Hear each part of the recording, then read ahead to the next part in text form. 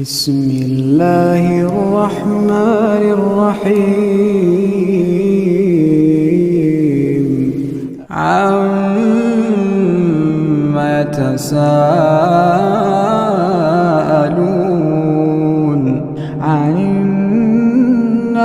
العظيم الذي هم فيه مختلفون كلا سيعلمون ثم كلا سيعلمون ألم نجعل الأرض مهادا والجبال أوتادا وخلقناكم أزواجا وجعلنا نومكم سباتا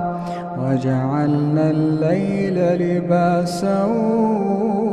وجعلنا النهار معاشا وبنينا فوقكم سبعا شدادا وجعلنا سراجا وهاجا وأنزلنا من المعصرات ماء ثجاجا لنخرج به حبا ونباتا وجنات ألفافا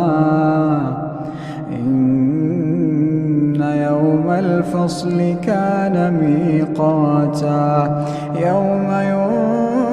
ينفخ في الصور فتأتون أفواجا وفتحت السماء فكانت أبوابا وسيرت الجبال فكانت سرابا إن جهنم كانت مرصادا للطاغين مآبا لابثين فيها أحقابا لا يذوقون فيها بردا ولا شرابا إلا حميما وغساقا جزاء وفاقا إنهم كانوا لا يرجون حسابا وكذبوا بآياتنا كذابا وكل شيء أحصيناه كتابا فذوقوا فلن نزيدكم إلا عذابا إن للمتقين مفازا حدائق وأعنابا وكواعب أترابا وكأسا دهاقا لا يسمعون فيها لغوا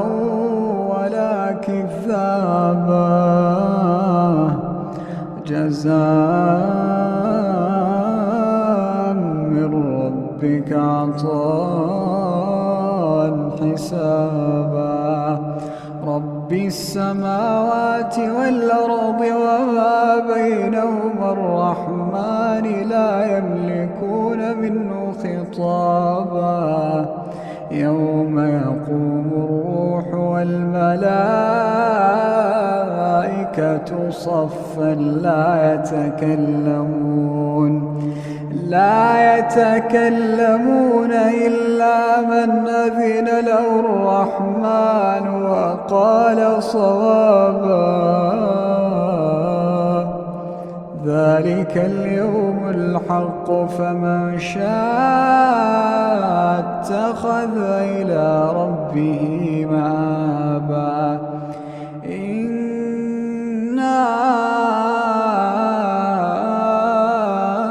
أنذرناكم عذابا قريبا وينظر المرء ما قدمت يداه ويقول الكافر يا ليتني كنت ترابا.